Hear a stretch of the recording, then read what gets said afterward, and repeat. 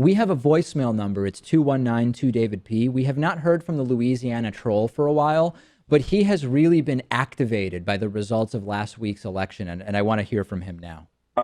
You know what sucks, Pac-Man? The fact that Democrats will never win another national election. And I'm going to tell you why. Okay.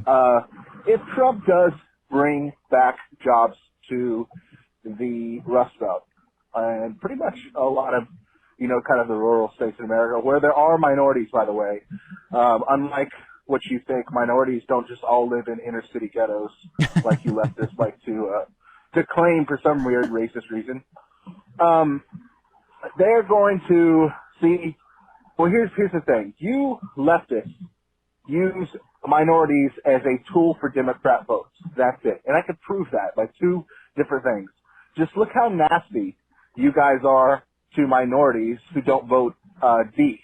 I mean, just turn to Anna Kasparian's video where she unleashed on women who voted for Trump, calling them all stupid and idiots, or look at some of your videos where you call minorities who don't vote D, Uncle Tom, and some other nasty language.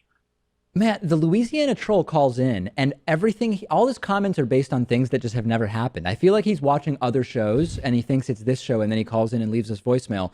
Number one, it was Trump, actually, who talked about inner cities interchangeably with talking about minorities. It's Trump who made that assumption. And number two, when have we ever called any black person who doesn't vote for a Democrat an Uncle Tom? We haven't. And in fact, the data demonstrates that there is no justification to the idea that black voters in '08 and 2012 voted for President Obama because he was black. So Louisiana troll, it's always great to hear from him, I guess. Not really, but I guess it's okay to hear from him.